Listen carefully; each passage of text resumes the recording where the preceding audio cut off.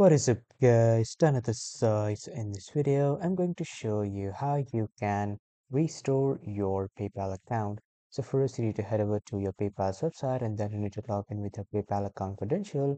After that, when you're redirected to the home page, you just simply need to scroll down a bit and then you need to click on contact. After clicking on contact, here the contact window will open.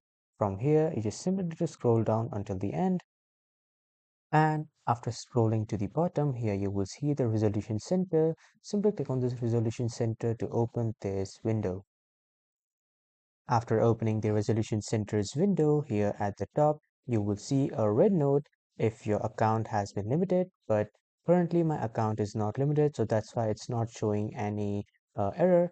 But if your account is limited, so it will show you a red message here. Just simply over to it and then click on that arrow button, which will appear here on the right side. After clicking, just simply watch the issue that PayPal has described, and after that you can solve it, and you can simply click on resolve to resolve that particular issue with PayPal, and then they will restore your PayPal account. So this is how you can do it. That was all for this video, everyone. Thank you for watching.